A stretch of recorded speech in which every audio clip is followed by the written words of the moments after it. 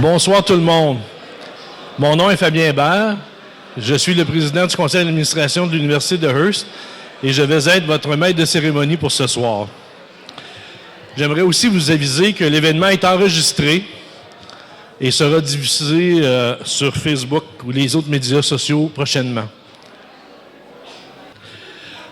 Avant de commencer, j'aimerais inviter Mélissa Vernier, professeure en études des enjeux humains et sociaux et archiviste au Centre d'archives de la Grande Zone argileuse, et M. Luc Bussière, recteur de l'Université de Hearst, à venir faire la reconnaissance territoriale.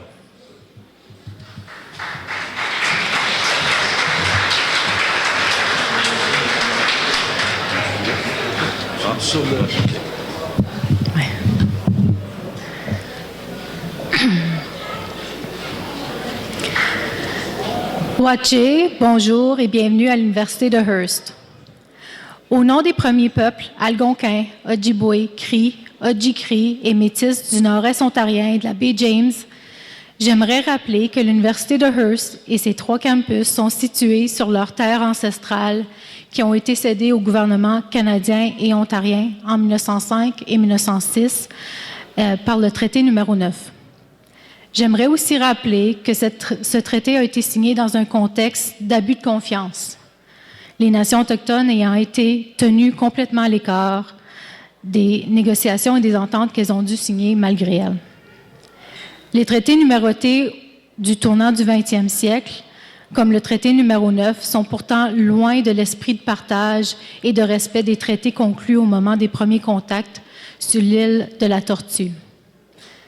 Par exemple, le Kaswanta, aussi connu sous le nom de Wampum à 2 rangs, est conclu entre les Hollandais et les Premières Nations Haudenosaunee en 1613, nous en dit long sur les traditions diplomatiques des Premières Nations souveraines au moment des premiers contacts. Ce traité nous apprend que les colons et les nations autochtones s'étaient engagés à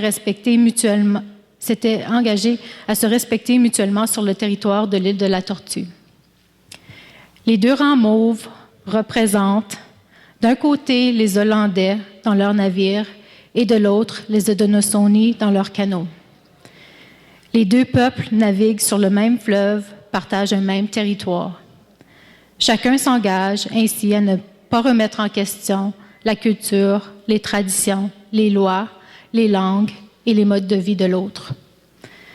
Avec le temps, ces notions de souveraineté et de partage du territoire ont été presque entièrement évacuées et les traités sont devenus des outils d'appropriation du territoire.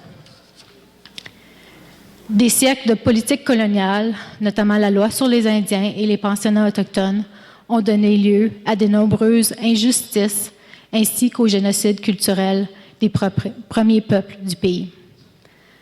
À titre d'établissement d'éducation postsecondaire, l'Université de Hearst tient à rappeler et à déplorer le rôle du système d'éducation dans la destruction de la culture autochtone. Les universités ont contribué à leur façon au colonialisme, par la dévalorisation de l'histoire orale, du savoir ancestral et des enseignements traditionnels autochtones. Aujourd'hui, davantage sensibilisés à leur rôle dans la marginalisation des Premières Nations, les universités développent de plus en plus de programmes et de services par et pour les peuples autochtones afin de renverser la tendance. L'Université de Hearst s'engage à contribuer à la réconciliation, difficile mais nécessaire, avec les communautés autochtones de la région pour les aider dans leur guérison et leur épanouissement. Merci, miigwech.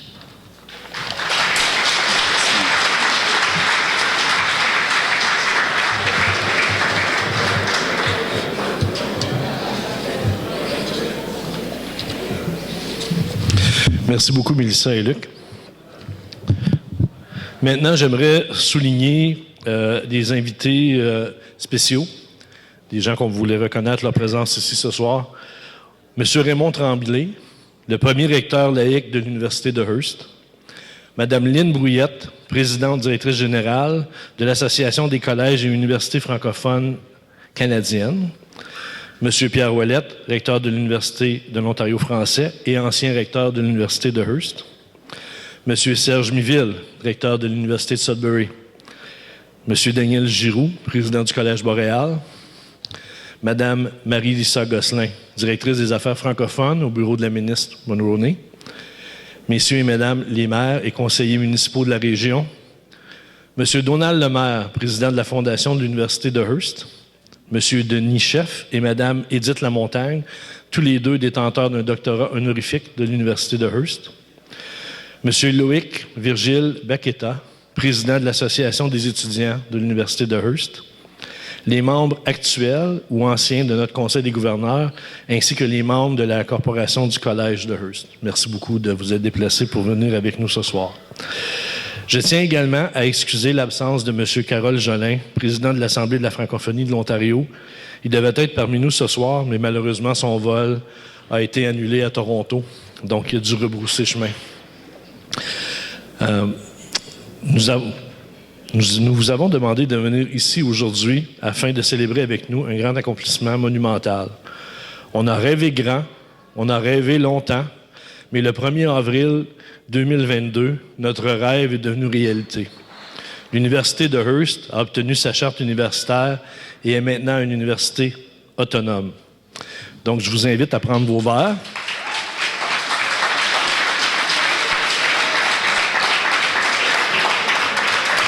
Pour faire un toast. Pour célébrer ce grand accomplissement, j'aimerais porter un toast. S'il vous plaît, levez vos verres à la nouvelle Université de Hearst, francophone, fière et indépendante. Cheers!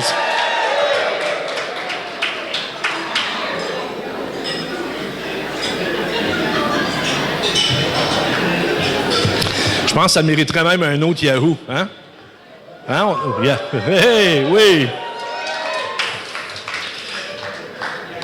Tout ceci est rendu possible grâce au travail acharné de plusieurs personnes associées de près ou de loin à notre établissement. Des gens de nos communautés, des divers ministères, des personnes qui nous ont avisés sagement, les étudiants, le personnel de soutien, les enseignants de l'université. Merci à vous tous d'avoir rendu notre rêve une réalité. Pour terminer, merci à toi, Luc, et à toute ton équipe pour le travail inlassable des dernières années que vous avez accompli. Bravo, encore une fois, et merci à vous tous.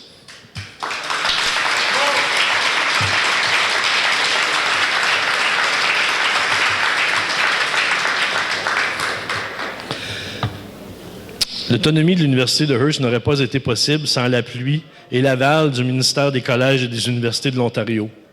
L'honorable Jill Dunlop, ministre des Collèges et Universités, devait être parmi nous ce soir, mais malheureusement, suite au décès de Sa Majesté la Reine Élisabeth II, Mme Dunlop a dû annuler sa présence.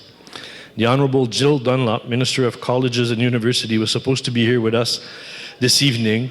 Unfortunately, due to the passing of Her Majesty the Queen Elizabeth II, Mrs. Dunlop had to cancel her engagement. Nous sommes toutefois choyés d'avoir reçu une vidéo de sa part que nous allons écouter à l'instant.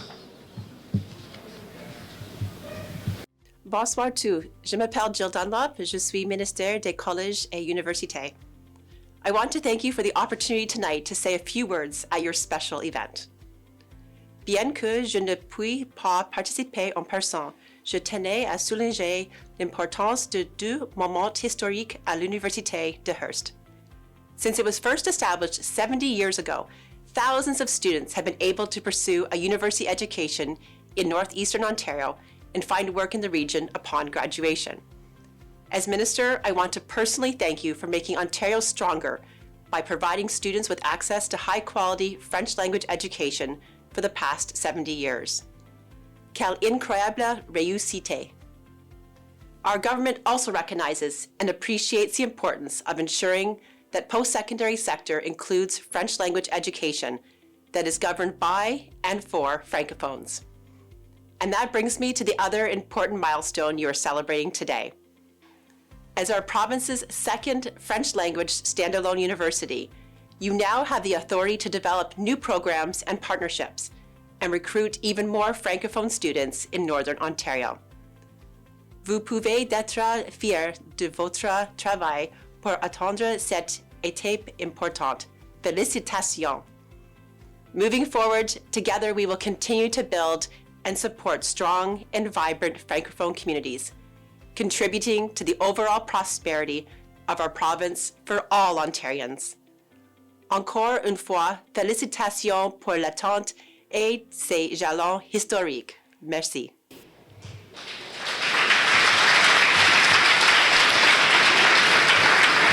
Nous remercions l'honorable Gilles Dunlop pour son message et aussi pour ce parchemin que nous avons reçu cette semaine.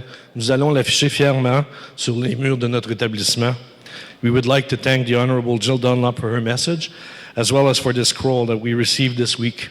We will proudly display it on the walls of our university. Et puis tantôt, on va le placer en avant pour que les gens puissent venir le voir.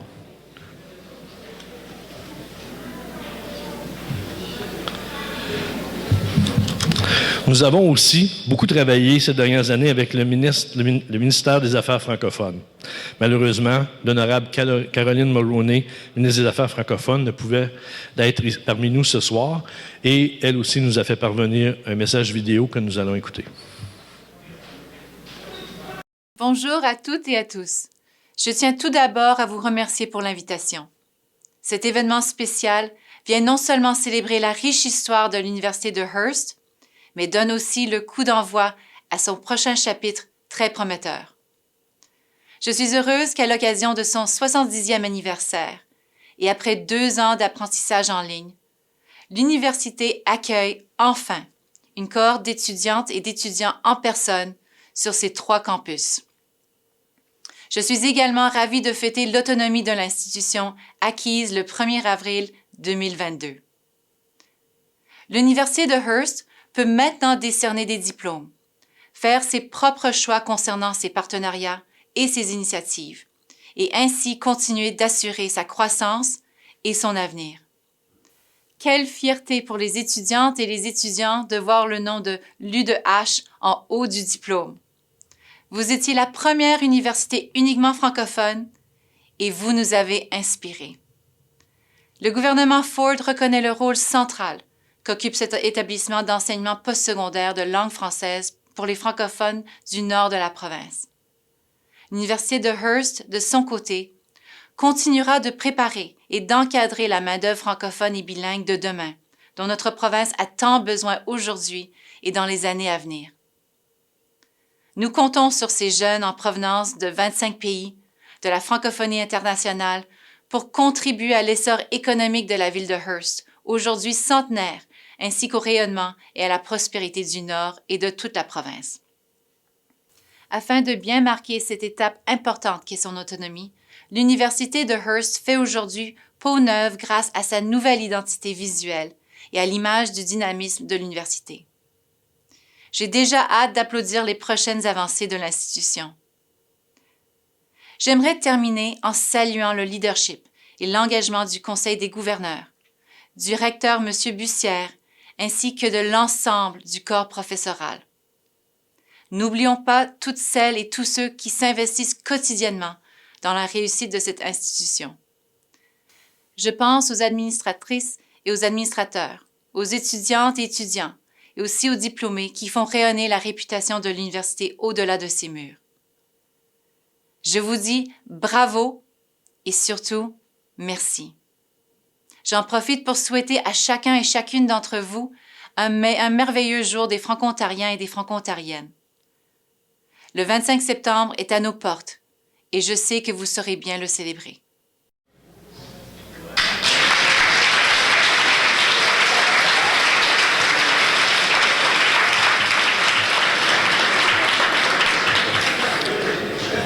Un très grand merci à l'honorable Caroline Mulroney et à son équipe pour l'appui indéfectible qu'ils nous ont offert dans le dossier pour l'obtention de notre charte universitaire. L'Assemblée de la francophonie de l'Ontario est l'organisme rassembleur et la voix politique de la francophonie. À ce moment ici, on aurait invité Carole Jolin à venir se joindre à nous, mais faute d'avion pour l'apporter, M. Jolin a dû retourner à Ottawa. Donc, il est retourné assez rapidement, puis il a été en mesure de nous faire parvenir une vidéo qu'on va vous présenter maintenant.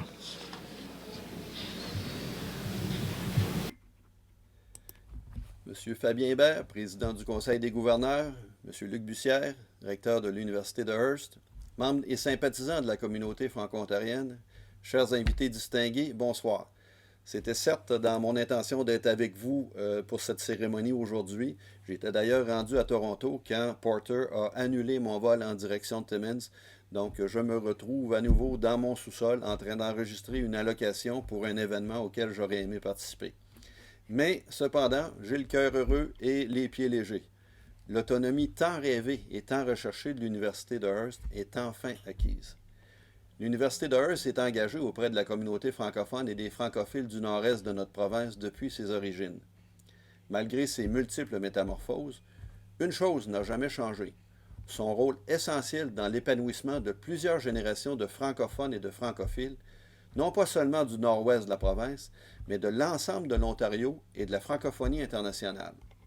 Aujourd'hui, nous pouvons dire avec fierté qu'elle vient de franchir un pas décisif et important dans l'histoire de l'éducation universitaire en français en Ontario. Comme je vous le disais tantôt, l'écosystème d'apprentissage francophone qui est l'Université de Hearst a subi des métamorphoses au cours de son évolution, dont voici les plus marquantes. En 1953, l'Université de Hearst portait le nom de Séminaire de Hearst. En 1959, le Séminaire de Hearst a été incorporé sous le nom de Collège de Hearst. En 1972, le Collège de Hearst devient le Collège universitaire de Hearst, après avoir été reconnu par la province de l'Ontario comme institution universitaire publique en 1971. En 2014, le gouvernement ontarien reconnaît à l'Université de Hearst le droit de signer sa propre entente de mandat stratégique, ce qui constitue depuis un cas unique en Ontario parmi les universités affiliées ou fédérées. L'année 2021 marque une nouvelle balise de première importance dans l'histoire du développement de l'Université de Hearst. Le 3 juin, l'Assemblée législative ontarienne adopte le projet de loi 276, accordant ainsi une charte universitaire autonome à l'université. Au terme des démarches administratives complétées le 1er avril 2022, le gouvernement ontarien a déclaré l'autonomie totale de l'Université de Hearst. L'Université de Hearst peut désormais développer à sa guise sa programmation académique et choisir ses partenariats de façon autonome. L'Ontario, c'est 1,5 million de personnes parlant français, dont près de 800 000 franco-ontariennes et franco-ontariens. Il y a donc un besoin constant à combler en éducation. Nous nous réjouissons de cette autonomie accordée à l'Université de Hearst. Notre objectif, c'est que les francophones de l'Ontario puissent faire tout leur cheminement scolaire dans la langue de leur choix, le français, que ce soit à Hearst, à Toronto ou à Sudbury. La vitalité et la pérennité de notre communauté en dépendent. Enfin, je suis fier de continuer ce chemin avec vous tous ici présents et avec les membres de l'AFO pour que nos acquis, ceux-là même pour lesquels nos prédécesseurs se sont battus, soient préservés et améliorés pour les prochaines générations. À nous d'en faire bon usage. Nous sommes, nous serons. Merci.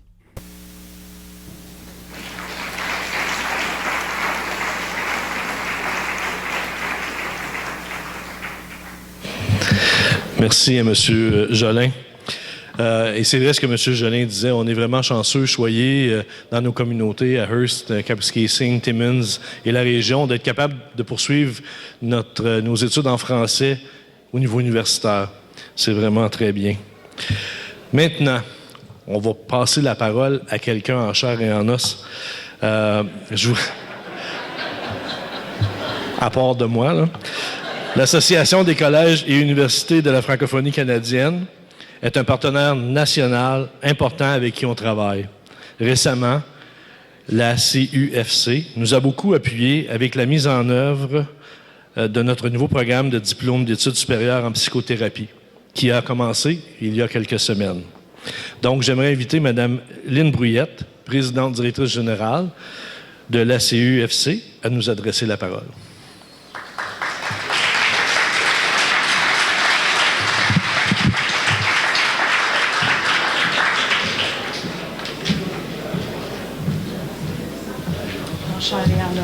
En chair et en os. Bonsoir tout le monde. Premièrement, je veux vraiment vous dire quel plaisir d'être ici avec vous. C'est vraiment une belle occasion. On sent l'esprit fébrile et c'est vraiment un privilège d'être ici avec vous. Donc, comme vous le savez, les établissements postsecondaires jouent un rôle charnière dans la société. On y faisait référence dans les autres allocutions. Ils sont non seulement les gardiens des héritages culturels, mais aussi des passeurs d'idées nouvelles et des lieux de création. Ils encadrent le passage de la jeunesse vers l'âge adulte et appuient la formation des adultes toute la vie durant. Ils sont ancrés localement tout en s'ouvrant aux horizons universels. Au Canada, depuis un siècle et demi, les établissements postsecondaires qui offrent de la formation en français en contexte minoritaire jouent le rôle de pilier des communautés francophones en situation minoritaire.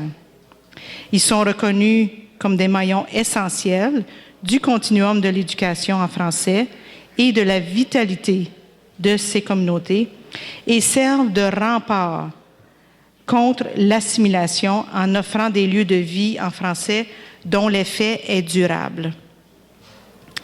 Ils aident ces communautés à mieux affronter ou à mieux susciter des changements sociaux, économiques, politiques et culturels. Ces établissements façonnent aussi la vie intellectuelle du pays en formant des citoyennes et des citoyens à l'esprit critique et inventif. Sans contredit, l'Université de Hearst joue très bien ce rôle dans les communautés du nord de l'Ontario qu'elle dessert. Cet établissement géré par et pour les francophones est un réel bijou pour la région, vous le savez plus que moi. L'obtention de la pleine autonomie de l'université lui donnera une nouvelle marge de manœuvre pour agir davantage au bénéfice des communautés qu'elle dessert. L'université pourra toujours compter sur l'appui de notre association. La CUFC est au service de ses 22 membres répartis sur le territoire canadien qui offrent des programmes de formation en français en contexte minoritaire. Nos mandats s'articulent sur 2 axes. Le premier, promouvoir et défendre les intérêts collectifs des membres auprès des instances gouvernementales, surtout auprès du gouvernement fédéral. Le deuxième axe, consolider et accroître la collaboration au sein du réseau de la CUFC pour la réalisation d'initiatives structurantes d'intérêt pour les membres.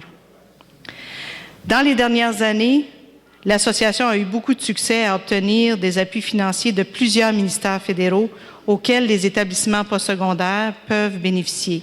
On faisait référence tantôt justement au programme de psychologie qui permet, avec un appui de Santé Canada, qui permet de former mieux et davantage de professionnels dans ce secteur et vous connaissez comme moi les pénuries.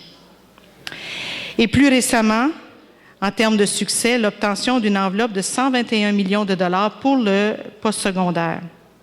Ces fonds, à raison de 40 millions de dollars par année sur 3 ans, devraient passer à 80 millions de dollars par année et devenir un financement permanent.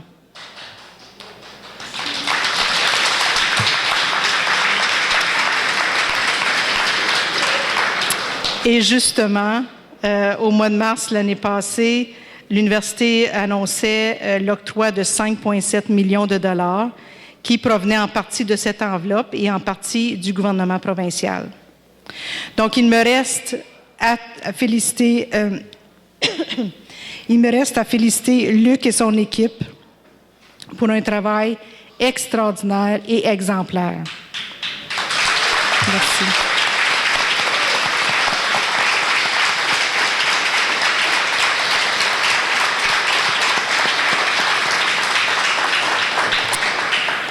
Bonne chance avec ce nouveau chapitre de l'histoire de votre précieuse et importante établissement.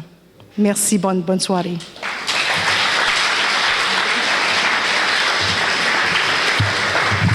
Merci beaucoup, Mme Brouillette, pour votre belle allocution en chair et en os. Et puis, on est très heureux de vous avoir accueillis à Hearst.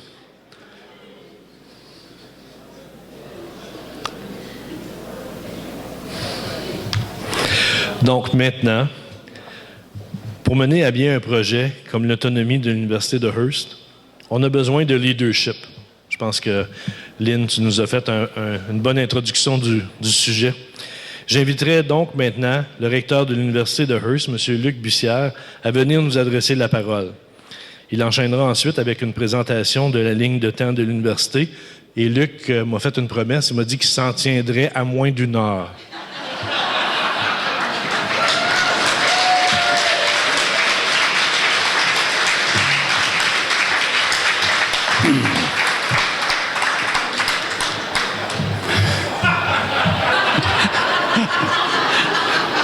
Ça, c'est pour un autre usage, vous allez voir tantôt.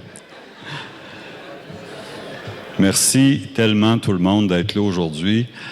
On a fait des rénovations dans cette salle-ci avant la pandémie, mais je pense que c'est la première fois qu'on l'occupe de si belle façon depuis. Merci tout le monde. Avant de commencer mon petit discours de moins de 60 minutes, je veux juste très sérieusement rendre hommage à quelqu'un qui nous a quittés hier, Mariette Carrier-Fraser. C'est une grande dame, tout le monde le dit, grande dame de la francophonie, une grande amie de l'université, quelqu'un qui est originaire de Hearst. De mon côté à moi, les 6 dernières années, je l'ai côtoyée comme recteur.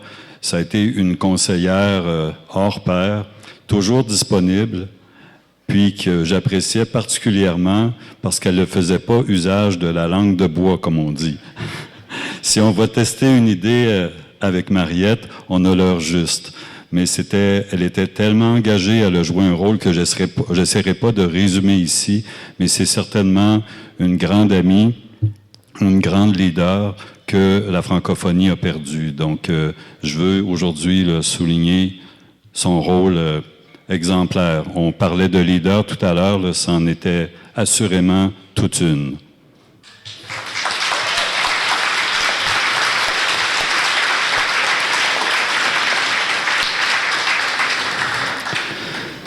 Donc, je commence mon discours avec un mot, puis vous remarquerez avec lequel je vais le finir, éventuellement. Donc, merci. Voilà mon premier mot.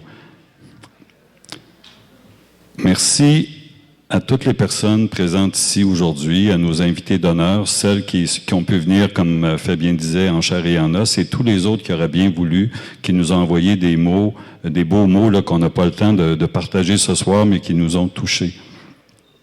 Merci aux membres de notre personnel. On parlait de Luc et son équipe, là, mais on pourrait parler de l'équipe et de Luc ensuite.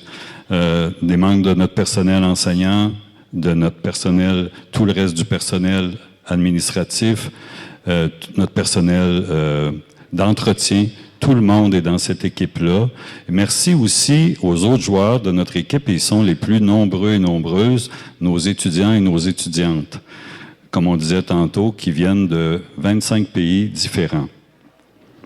Merci aussi aux entrepreneurs qui sont ici aujourd'hui puis qui accueillent nos stagiaires depuis les dernières années. Ils sont devenus des partenaires extrêmement importants. Je viens de faire une série de remerciements, puis le moment, je pense, est bien choisi, c'est solennel, vraiment, ce moment-là, aujourd'hui. L'Université de Hearst va fêter l'année prochaine ses 70 ans. Ça a créé un peu de confusion. Je disais tout le temps les presque 70 ans de l'université. La ministre Dunlop nous a envoyé un cadre pour nous dire que bravo pour vos 70 ans. Donc, on va le garder encore l'année prochaine. Il va être encore avec nous. Donc, à l'échelle de notre établissement, de notre région et de notre province, il s'agit là, n'en pas douter, d'un exploit. 70 ans ou presque. Rappelons qu'au moment où on fêtait nos 50 ans d'existence, Radio-Canada avait fait un reportage intitulé « L'Université de Hearst, : un rêve un peu fou ». La phrase était d'un personnage qui est ici ce soir, qui s'appelle Raymond Tremblay.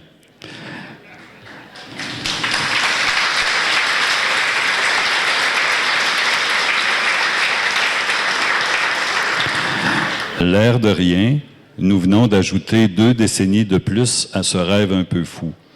Un rêve depuis longtemps partagé par de très nombreuses personnes, depuis les membres du clergé catholique, les fondateurs, puis ensuite par toutes les équipes qui ont pris le relais, et par nos plus de 1300 diplômés et leurs familles qui ont cru en l'Université de Hearst au fil des 7 dernières décennies. Finalement, avec le recul, ce rêve n'était peut-être pas si fou que ça. Ce rêve était en fait tout autant un besoin, une aspiration de toute une région, le nord-est ontarien, pour assurer son avenir. On associe d'ailleurs souvent la région de Hearst, de Kapuskasing et de Timmins à une région regorgeant de ressources naturelles. Et c'est tout à fait juste. L'Université de Hearst a quant à elle contribué à miser tout autant sur nos ressources humaines, sans qui aucun développement économique, social ou humain n'est possible. Si on devait refaire maintenant un reportage sur l'Université de Hearst, on pourrait cette fois-ci l'intituler J'aurais envie de vous donner la parole. On pourrait avoir plusieurs beaux titres, mais moi j'ai choisi l'Université de Hearst, un rêve partagé, un rêve devenu réalité, un rêve qui a toujours l'ambition de servir sa région, les francophones de l'Ontario et d'ailleurs. Un rêve qui a aussi des allures de modèle original et unique à suivre dans le monde postsecondaire. Un rêve aussi qui a su se réinventer. Le projet de fonder un établissement devant former des professionnels à partir du Nord, avec les moyens des gens du Nord et l'appui de la province et du fédéral, est devenu tout autant le projet de développement de toute une région. Une région qui est de plus en plus consciente de la chance qu'elle a d'avoir une université bien enracinée sur son territoire. Vous ne pouvez pas imaginer le nombre de fois où certainement Raymond, Pierre et moi, comme recteurs de l'université, on s'est fait demander, mais comment ça que vous avez une université dans une ville de 5-6 000 habitants, dans votre région? C'est quoi le truc? Mais on ne peut pas dévoiler tous les secrets aujourd'hui. Cette université qui a dû tout au long de son histoire miser sur sa débrouillardise, sur sa fierté, sa détermination et à certains moments particulièrement difficiles sur son entêtement, sa résilience, son inventivité et sur ses capacités renouvelées au cours de toute son histoire à revendiquer son droit à l'existence, son droit à servir les populations francophones à partir d'un modèle différent, un modèle à taille humaine. Ce modèle bien connu et apprécié dans notre région a aussi fait que trop souvent, nous n'avons pas été pris au sérieux à l'extérieur de notre région. Notre université étant tantôt trop loin géographiquement, trop petite, ayant trop peu de programmes, trop peu d'inscriptions. Donc, au mieux, on nous accolait la gentille étiquette de la petite université sympathique qui dessert les francophones du Nord-Est. Les communautés éloignées du Nord-Est, on disait souvent aussi. Pourtant, ici, chez nous, nous n'avons jamais eu de tel complexe. Notre modèle a donné de très beaux résultats.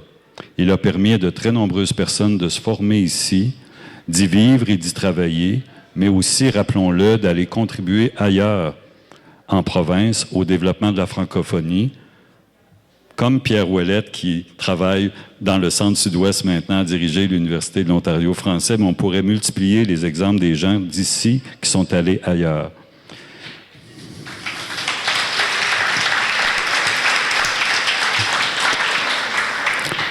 Plus récemment, depuis 2014, une date charnière ici, l'Université de Hearst a fait un pari important, celui carrément d'inviter le reste du monde à s'intéresser à notre histoire, à notre modèle et à notre projet.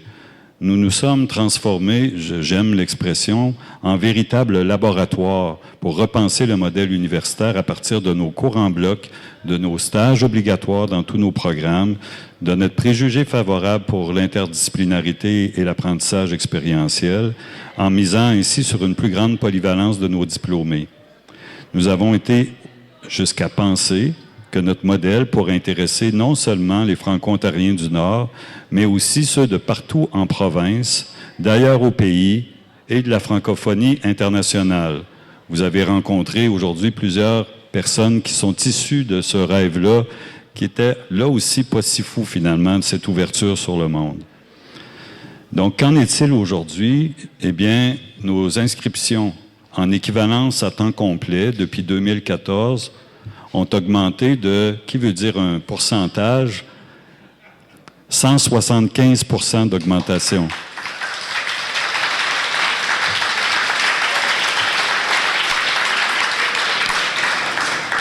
Puis on le disait tout à l'heure, nos étudiants et étudiantes viennent de 25 pays différents du monde francophone. Pas si mal pour la petite université nordique sympathique. Encore une fois, l'air de rien, l'Université de Hearst est devenue pour le nord de l'Ontario le meilleur véhicule pour faire la démonstration qu'il est tout à fait possible d'attirer, d'accueillir, d'intégrer et de garder avec nous une immigration francophone internationale qui vient renforcer nos communautés, notre économie et participer, et ça c'est pas le moins important, et participer à la diversité et à la solidarité culturelle qui constitue, à mon humble avis, l'avenir de notre planète.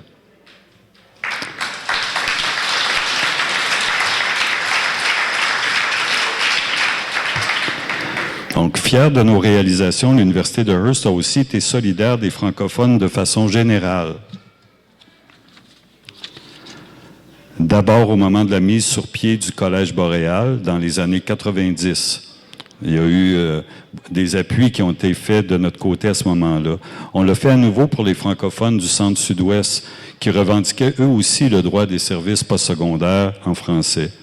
Nous avons ici été parmi les premiers à appuyer publiquement et très concrètement la création de l'Université de l'Ontario français à Toronto, celle que nous aimons nommer gentiment entre nous notre petite sœur de Toronto. On n'ira pas dans les débats premier, deuxième. Je vous laisse en juger.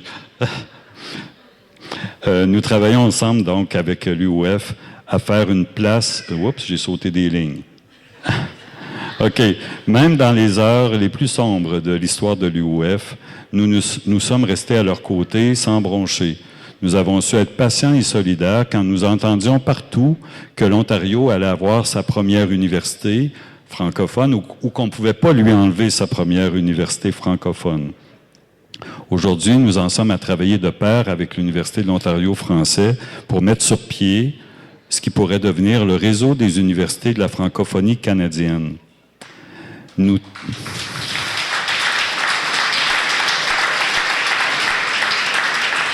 C'est déjà prometteur à 2. Imaginez ce que ça pourrait être à 3.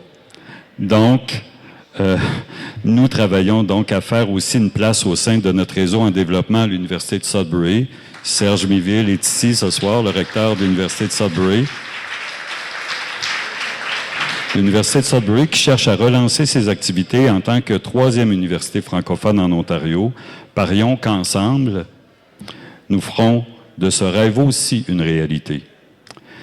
D'ici là, l'équipe de l'Université de Hearst, la grande équipe, la belle grande équipe, est déjà à pied d'œuvre pour préparer la prochaine décennie de notre riche histoire.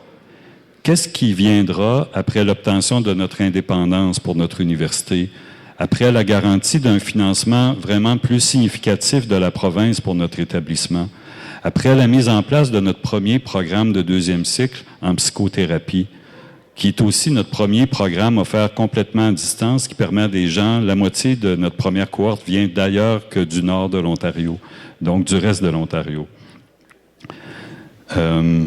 Voulez-vous savoir qu'est-ce qu'il y a dans la boule de cristal? C'est encore un peu embrouillé, mais donc c'est à voir, c'est à suivre. On travaille déjà avec l'appui de tous et de toutes, avec l'appui renouvelé des gouvernements, nos 2 paliers de gouvernement, à poursuivre cette croissance-là en restant, c'est important, attentif aux besoins de notre région. Le printemps prochain, toujours dans les annonces, on va entreprendre des travaux de l'ordre d'à peu près 3 millions ici sur le campus pour moderniser nos installations d'apprentissage, nos salles de classe pour aller avec notre modèle pédagogique. Donc, on sera dans le grand dérangement ici au niveau des installations l'été prochain pour mieux servir encore tout notre monde par la suite et aussi augmenter notre capacité d'accueil. Donc là, on arrive, soyez attentifs aux derniers mots, peut-être que j'approche. J'ai commencé à m'adresser à vous en disant merci. Je vais clore mon petit discours avec le même mot. Vraiment, merci, un merci tout spécial à notre personnel. Je dirais pas à mon personnel, on est une équipe à notre personnel vraiment hors pair. Des gens dévoués comme ça, là, ben, je devrais pas le dire parce qu'il y a des gens d'un peu partout ce soir. Vous n'avez pas le droit de recruter personne ici, c'est défendu. Nos profs, l'ensemble de notre personnel.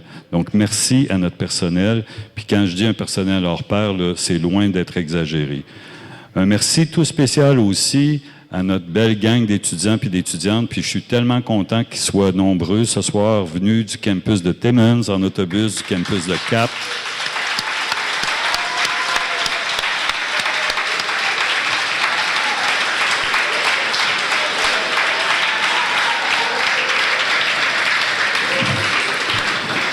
Merci aussi, finalement, à vous toutes et tous de nous avoir permis de grandir et de devenir une université qui dispose maintenant d'une charte autonome et des moyens et des outils pour poursuivre notre développement à votre service. Merci de nous avoir fait confiance puis de continuer à le faire. On a besoin encore de vous autres. Merci.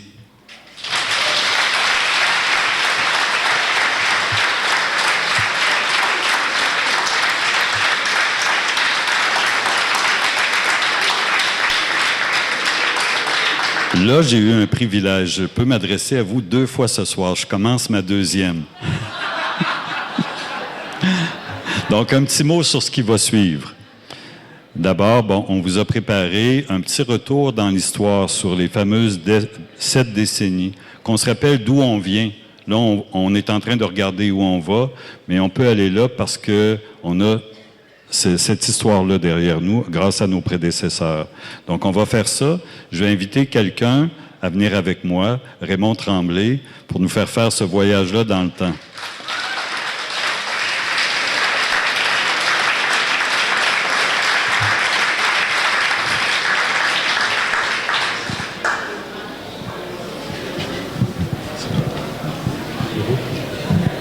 Puis, après ça, donc, après notre retour dans l'histoire, on va regarder vers le futur, puis c'est là qu'on va expliquer un peu notre nouvelle identité visuelle, notre nouveau slogan, puis que vous allez reconnaître un peu les couleurs qui sont partout, vous allez comprendre d'où elles sortent. Donc, Raymond, qui a été recteur, on va dire pendant 35 ans des 70 ans, au moins 35 ans. Fait que c'est lui qui va commencer. Et là, je veux dire un merci tout spécial à une autre belle équipe très proche de nous autres, le Centre d'archives de la Grande Zone argileuse, qui a travaillé à préparer cette ligne de temps-là, qui va être rendue publique très bientôt, donc sur les réseaux sociaux, sur notre site Web. C'est une ligne de temps interactive, donc vous allez pouvoir cliquer sur chacune de ces décennies-là. Puis là, tous nos secrets, tous nos trucs, tous nos travers vont vous être révélés. Mais ce soir, on va en faire un rapide survol. En tout cas, c'est le mandat qu'on a eu de faire, Raymond et moi, un rapide survol de 7 décennies d'histoire.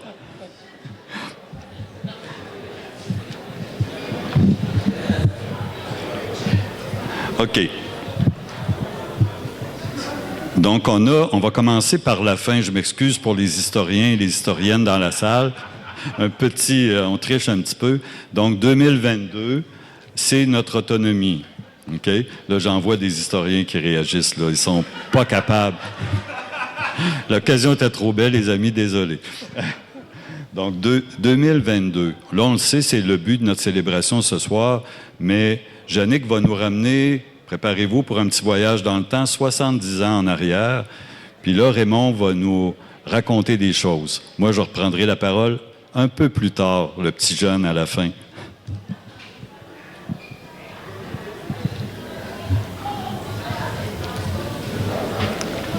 Quand j'étais ici, comme recteur, au début de l'année, souvent, il m'arrivait dans des rencontres, surtout du personnel puis des professeurs, de faire un petit historique de l'institution pour que les gens sachent dans quoi ils s'embarquaient. Puis là, comme de raison, quand j'ai mentionné à mes anciennes collègues là, que j'allais faire ça ce soir, j'ai vu qu'il y avait un petit sourire un peu amusé. Mais vous allez voir que, j'espère en tout cas qu'on va vous donner un aperçu d'un périple extrêmement intéressant et auquel j'ai participé pendant la moitié de la vie de l'université, en réalité. Et j'en suis très fier de voir qu'est-ce qui arrive à cette institution-là, que même après que je suis parti, ça avait l'air d'aller encore mieux. Je me suis demandé qu'est-ce qui se passait là. OK, on commence. Le 15 avril 1953, le nouvel évêque du diocèse de Hearst, Monseigneur Louis Lévesque, annonce lors de, je pense que c'était du concours de français à Kapuskasing, annonce la fondation du séminaire de Hearst. Pas le 15 avril, le 15 mars. Le 15 mars. En septembre, l'institution accueille son premier groupe d'étudiants parce que c'était une institution pour les garçons. Au début, c'était le séminaire de Hearst. C'était un séminaire, comme de raison, on n'admettait pas les femmes encore dans les séminaires. Ça a bien l'air qu'eux autres, ça leur prend encore plus de temps à faire des changements au niveau de l'Église parce que, à ce que je sache, qu'ils n'en acceptent pas encore. Mais en septembre, le premier groupe d'étudiants est accepté et commence sa première année, sont admis dans les éléments latins. Parce que dans ce temps-là, ou en tout cas pour ce qui était une institution comme le séminaire, on n'appelait pas les années, la 9e année, 10e année, 11e année, c'était trop ordinaire, ça, là. On donnait un nom particulier. Donc, c'était la 9e année, ça s'appelait les éléments latins. Et on avait le plaisir d'apprendre du latin lors de cette première année-là. Ça s'est développé tranquillement, l'institution, donc ça a commencé en 1953 avec les éléments latins. 1954, on a ajouté la 2e année, la 10e année qui s'appelait la syntaxe. 1955, on a ajouté la méthode. 1956, on a ajouté la versification. Et en 1957, on a ajouté les belles lettres qui étaient l'équivalent de la 13e année. Fait que là, on commençait à... Les gens avaient fini leurs années secondaires et on commençait, Monseigneur avec ses acolytes commençaient à essayer d'organiser les choses pour pouvoir offrir les années du baccalauréat. Et c'est à ce moment-là que le séminaire de Hearst s'est affilié à l'Université de Sudbury. Donc, notre premier partenaire, ça a été l'Université de Sudbury. Alors, c'était les Jésuites qui étaient en charge de l'Université de Sudbury. C'était le clergé régulier dont ils faisaient partie, eux autres, alors qu'ici, c'était le clergé séculier. C'était le clergé ordinaire qui s'occupait des paroisses, qui avait des curés de paroisse. Et on s'imaginait dans ce temps-là, en tout cas moi je pensais que il y avait une espèce de regard un petit peu hautain de la part des Jésuites par rapport au clergé séculier, mais il n'y a rien de ça qui s'est avéré être vrai parce qu'on a eu, avec l'Université de Sudbury, par la suite, moi j'ai négocié des programmes d'études avec les gens de l'Université de Sudbury quand j'ai été recteur Et ça a été un partenaire extraordinaire pour le séminaire de Hearst et surtout pour le collège de Hearst, parce qu'en 1959, le séminaire a été incorporé comme compagnie dans la province de l'Ontario et a été incorporé sous le nom de Collège de Hearst. Mais dans ce temps-là, en Ontario, ça ne parlait pas français bien. Il fallait s'incorporer en anglais. C'était, tu n'avais pas le choix. Tu ne pouvais pas avoir ta charte d'incorporation autrement qu'en anglais. Donc, le Collège de Hearst a été incorporé en 1959 comme private company. Et ça me ramène un peu au tout début, en 1953. Une chose que je voulais absolument vous dire, c'est que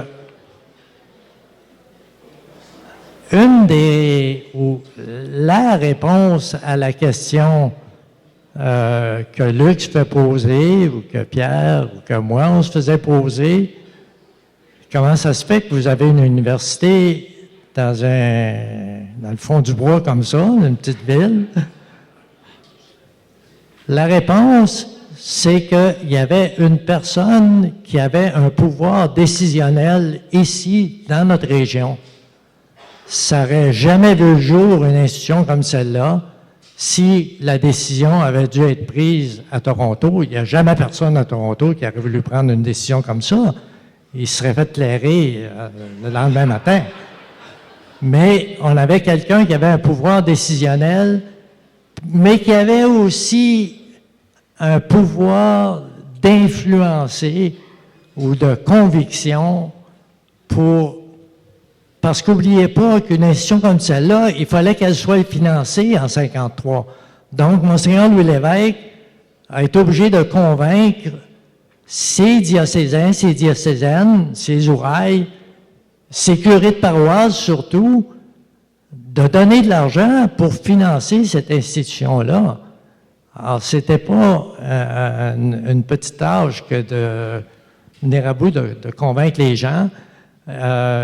Il savait, d'ailleurs, il fallait, quand on était étudiant ici au séminaire ou au collège, on surveillait nos façons d'agir parce qu'on savait que les curés de nos paroisses gardaient un œil très attentif sur ce qui se passait ici pour être sûr que leur argent était bien investi.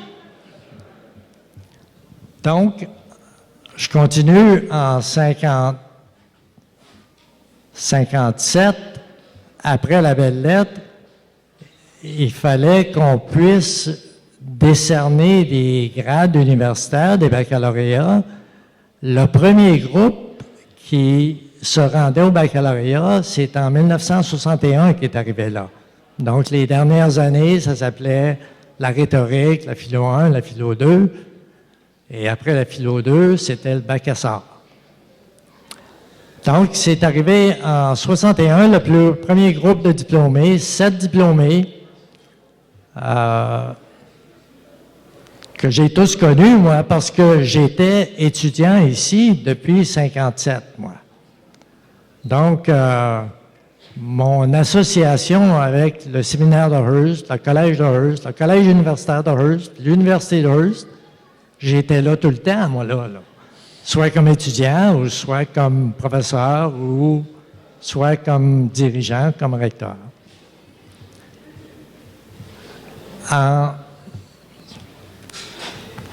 Tiens, je reçois un message, je ne sais pas si c'est...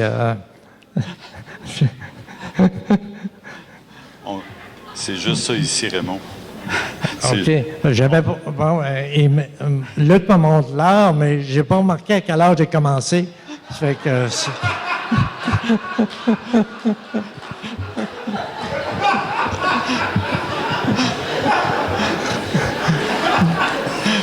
Mais là, je m'en viens tranquillement, là. J'allais passer plus vite sur les prochaines années, mais quand j'ai parlé avec les gens tout à l'heure, Edith, je lui mentionnais que j'allais faire une petite présentation sur l'historique. Edith a dit, bon, ben, tu vas parler des femmes qui sont arrivées à l'université en 1963. J'ai dit non, j'avais pensé de sauter cette partie-là là, parce qu'on m'a dit que j'avais pas assez de temps. Donc, je ne sais pas si je suis rendu... OK. Je continue, là, les parties importantes.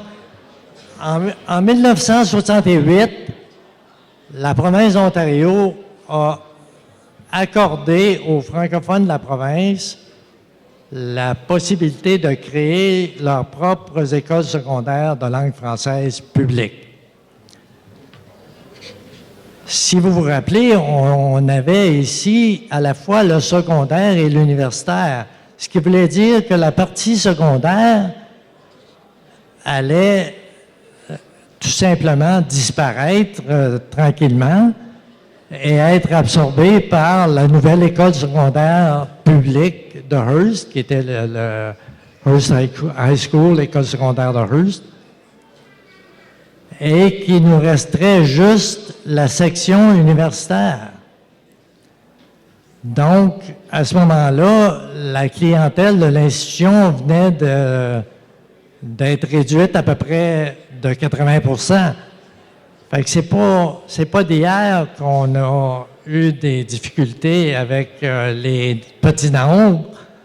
Ça fait que on a commencé à se demander qu'est-ce qu'on allait faire pour continuer à offrir des services d'éducation universitaire sans avoir la section secondaire pour amener de l'eau au moulin. Parce qu'en réalité, il ne faut pas oublier que quand on formait les gens au secondaire, les probabilités que ces gens-là continuent à l'universitaire, on n'avait pas besoin d'aller recruter dans toutes les écoles secondaires de la région. C'est nous autres qui l'avions, l'école secondaire.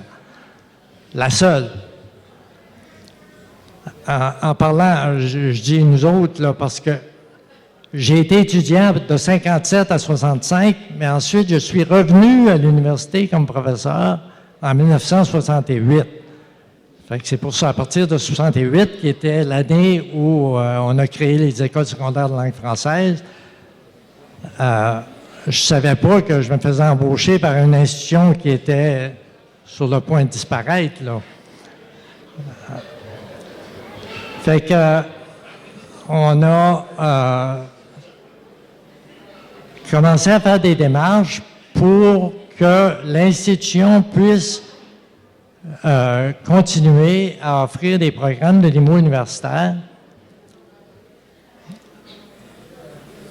Et en 1970, le gouvernement ontarien a accepté de reconnaître le Collège de Hearst comme institution universitaire publique non confessionnelle parce que l'évêque du diocèse avait accepté de laisser sa place à des laïcs au niveau du conseil des gouverneurs de l'institution, ce qui était nécessaire pour que ça devienne une institution publique, là. Donc, on a commencé à recevoir des subventions au même titre que les institutions publiques, parce que comme institution confessionnelle, on ne recevait que 50% des subventions que les universités publiques recevaient. Fait que là, on a commencé à recevoir 100%, qui était encore pas grand-chose.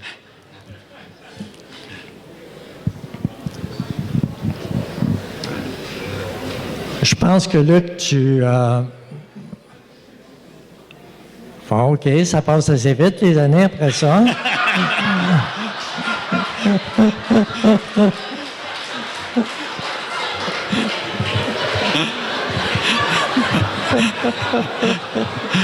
On se fait passer des messages.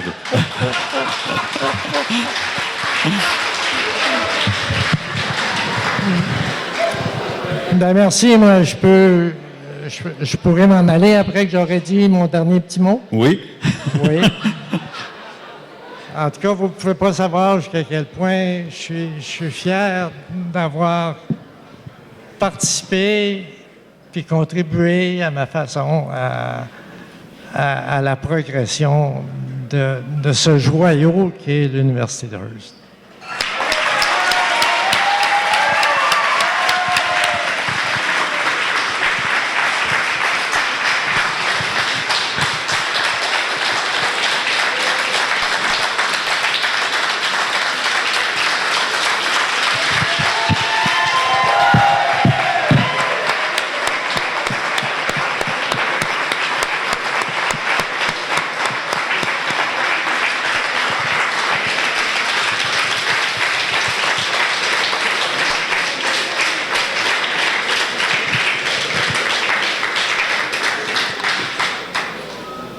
Quand on parle de leader puis de mentor, là, on avait tout un modèle pour essayer de chausser ces bottines-là par la suite.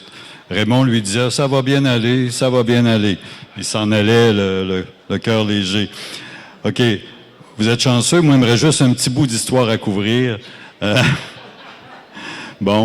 veux juste attirer peut-être l'attention. On fêtait notre 50e en 2003. En 2004, Raymond puis des collègues, Donald Lemaire est ici, d'autres sont ici, Roland Chartrand, etc., Denis Chef, plein de monde, ont décidé de mettre sur pied une fondation pour qu'on puisse tranquillement avoir les reins un peu plus solides dans les cycles de subventions ou de baisse de subventions. Donc, ils ont mis sur pied une fondation avec un objectif assez ambitieux. Mais Raymond a dit, j'ai été rusé, j'ai pas mis à quelle année on allait l'atteindre. Fait que ça fait partie des trucs à Raymond. On va essayer de continuer de s'en inspirer, mais on a déjà des beaux résultats. En 2009, on a fondé un centre de recherche qui s'appelait le CRIDEC à l'époque. Vous ferez des tests, combien de personnes dans la salle sont capables de dire qu'est-ce que signifie l'acronyme, qui est devenu avec le temps, qui a donné lieu à un groupe qui est affilié à l'université, le groupe Innovanor, où il y a un institut de recherche, où il y a un centre qui s'occupe de santé mentale et le même groupe qui gère aussi notre centre d'archives, qui est à l'origine de la belle présentation qu'on a là. Donc ça, c'est un de nos partenaires. Dans leur slogan, ils disent le groupe Innovanor, l'Institut de l'Université de Hearst, au service de nos communautés. Donc c'est comme comment je pourrais dire ça? C'est le bras armé de l'Université de Hearst qui intervient partout dans la communauté. Bon, en 2013, on est reconnu, on obtient la reconnaissance d'une institution protégée par la loi sur les services en français, une désignation totale en tant qu'université francophone. En 2014, ça, c'est une date tournante. C'est là où on a fait, quand vous voyez les mots bloc, international, interdisciplinarité, des stages dans tous nos programmes pour travailler avec les entreprises de notre région. C'est cette année-là qu'on fait ce virage-là. C'était un pari, mais un pari calculé. Que je pense qu'on a bien fait les calculs. 2017, on appuyait, on le disait tout à l'heure, l'arrivée de l'UOF, et on revient en 2022. 2022, l'autonomie, notre nouveau programme de deuxième cycle. Puis vous voyez que la ligne continue. Restez à l'écoute pour voir où on s'en va avec tout ça. Puis j'espère qu'on vous a donné le goût, quand on va rendre public la ligne de temps, d'aller l'explorer. C'est plein de petits bijoux historiques. Puis en travaillant là-dessus, on s'est dit, on devrait ajouter ça, on devrait ajouter ça. Mais là, ils n'ont pas voulu le faire tout de suite. Ils avaient peur que Raymond puis moi, on en profite pour plus lâcher le micro. Donc, merci beaucoup pour la ligne de temps. Merci pour votre écoute.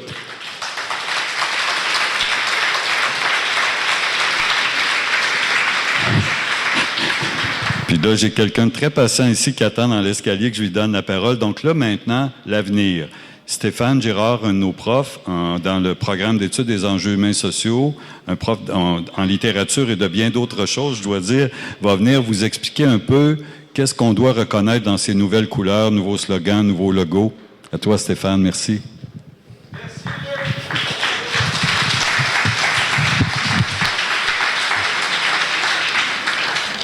Merci Luc, et je vous promets, ça sera vraiment très bref, mon allocution. Petite mise en contexte au préalable. Il y a 3 ans, l'université a mis en place un comité qui devait interroger les membres de la communauté, à la fois les étudiants actuels, les anciens étudiants, les parents, les membres de la communauté en général. On invitait ces gens-là à se prononcer sur l'image, l'impression qu'ils avaient de notre université. Donc, il y a eu une grande consultation qui a été entreprise. Il y a un rapport qui nous a été remis. Et à l'interne, il y a donc un comité qui a été mis en place, formé de Luc Bussière, le recteur, la vice-rectrice par intérim Diane Macamo-Plourde.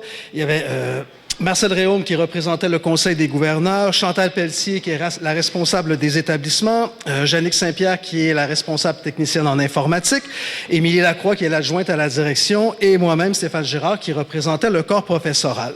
Ce comité-là avait donc comme mandat de prendre acte du rapport qui nous avait été remis sur l'image que l'université projetait dans la communauté. Et on devait ensuite se demander comment est-ce qu'on pouvait la mettre au goût du jour, surtout à la lumière de l'autonomie que l'on était en train d'obtenir. Il faut garder en tête que notre positionnement comme institution d'enseignement post-secondaire francophone, ce positionnement-là, il n'est plus uniquement régional. On n'est pas seulement une université du nord de l'Ontario, mais non pas uniquement une université qu'on pourrait dire franco-ontarienne, on est désormais une université qui joue dans les ligues internationales. On recrute, n'est-ce pas, en Afrique, en Europe, même en Asie. Donc, on joue dans la cour des grands. Comment est-ce qu'on peut avoir une image, une identité qui reflète cette nouvelle réalité-là qui est la nôtre?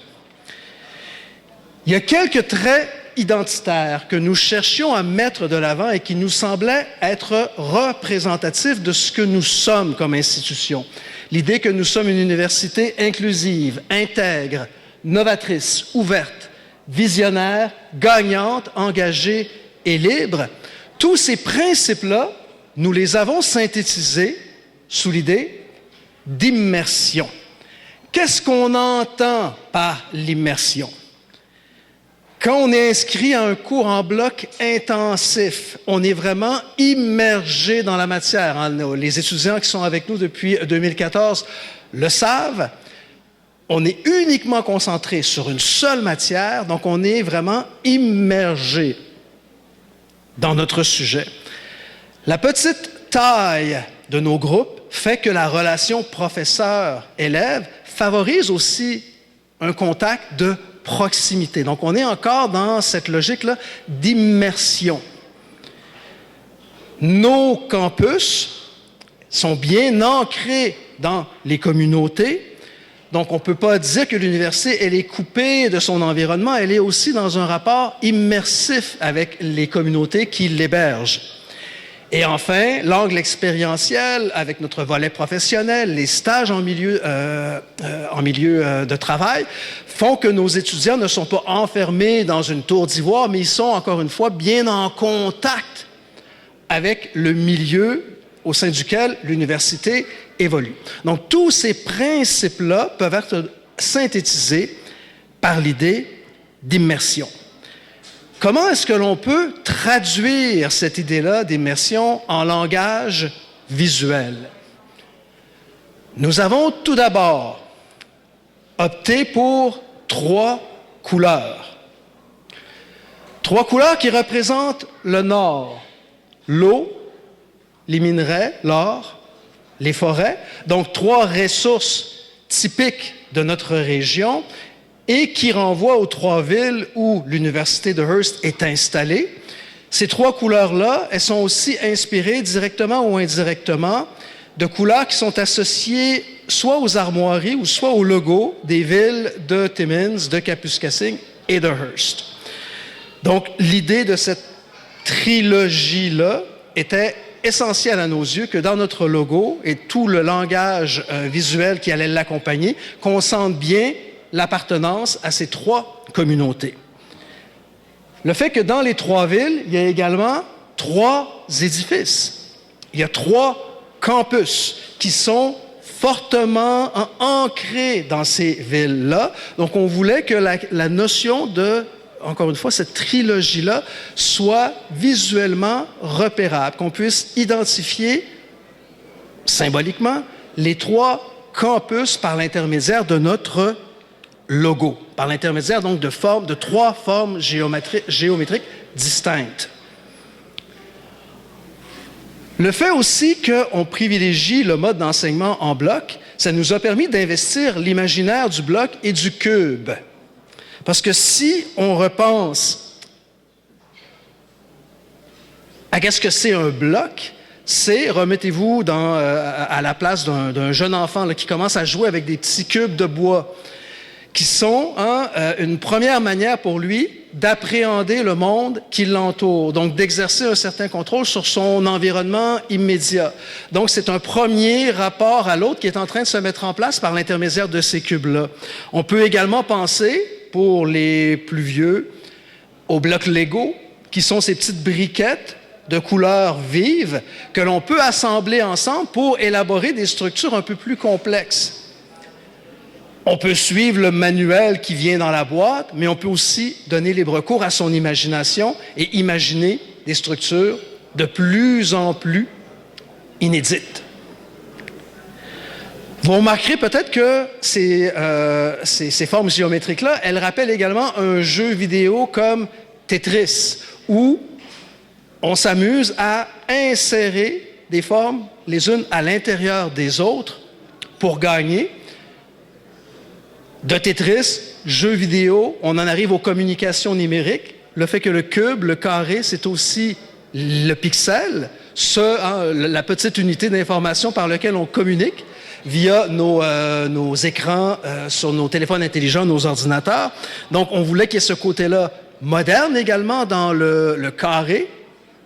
Et évidemment, un bloc, une surface en 3 dimensions, ça nous permet de faire le lien avec notre modèle pédagogique qu'on met de l'avant depuis 2014 et qui est donc celui des blocs.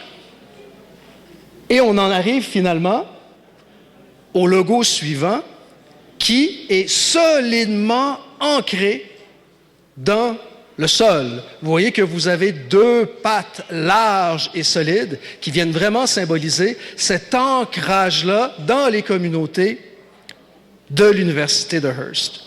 Si bien qu'on en arrive au logo que vous avez eu la chance de voir depuis votre arrivée, au logo suivant, qui, lui, s'accompagne d'un manifeste, d'un nouveau slogan. Comment est-ce que les idées que je viens de vous présenter, elles vont désormais circuler par l'intermédiaire de nos médias sociaux, de nos campagnes de recrutement? Qu'est-ce qu'on va chercher à mettre de l'avant pour convaincre les gens de venir étudier chez nous? C'est donc une nouvelle image de marque et une nouvelle campagne de recrutement qui est initiée aujourd'hui avec vous. Et c'est ce qu'on vous présente à l'instant. Nous sommes l'Université de Hearst. L'université qui parle en français et qui pense en français. Celle qui comprend chaque accent de la francophonie, fière de ses racines, fière de sa langue et déterminée à la faire rayonner. Nous sommes l'Université du Nord, celle qui n'a pas fini de découvrir son vaste territoire. Installée dans 3 municipalités, dynamiques et accueillantes, nous sommes près de chaque communauté. Nous sommes l'Université du changement, celle qui rêve d'innovation dans le monde de l'éducation. Nous sommes l'université francophone qui repense vraiment le futur des études postsecondaires au Canada. Nous adaptons notre univers au vôtre et offrons un univers d'apprentissage différent, un cours à la fois. Car nous savons que le savoir va bien au-delà du savoir. Nous formons fièrement des gens qui pensent, questionnent, repensent, réagissent, agissent et innovent. Des gens qui repoussent constamment leurs limites. Bref, nous sommes l'université qui repense l'université pour que chaque étudiante et chaque étudiant puisse mieux repenser son univers. Merci.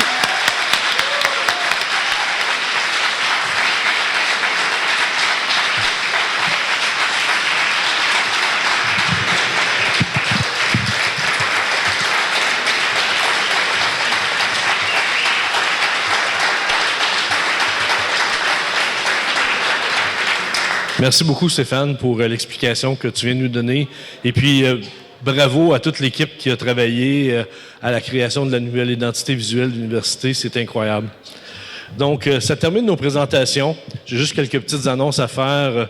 Les personnes qui doivent prendre l'autobus, vous deviez être sur l'autobus 15 minutes passées. Mais les autobus vont vous attendre. Faites juste vous assurer de prendre le bon, parce que si vous vous retrouvez à Timmins puis vous deviez arrêter à Cap, c'est long de marcher pour s'en revenir. Les vidéos qui ont été prises tout au long de la soirée vont être rendues disponibles sur nos médias sociaux. On vous invite, en quittant, à prendre une tasse avec le nouveau logo de l'hôpital. À l'intérieur, il y a une épinette blanche que vous pouvez planter chez vous pour célébrer le... Oui? Ah, j'ai dit de l'hôpital, hein? Ah! Une déformation professionnelle. Ça fait juste 3 ans que je suis retiré. Je n'ai pas encore sorti l'hôpital de ma tête. Mais c'est le nouveau logo de l'université.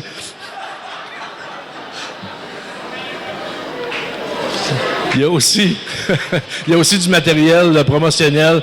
En arrière, il y a un pamphlet qui est disponible avec le manifeste qu'on vous a présenté. C'est la version écrite de la vidéo, donc on vous invite à en prendre un. Et puis, le mot de la fin, merci encore à tout le monde de vous être déplacés pour être venus célébrer ce moment exceptionnel avec nous ce soir. Fait que bravo à vous tous, merci, puis bon voyage de retour.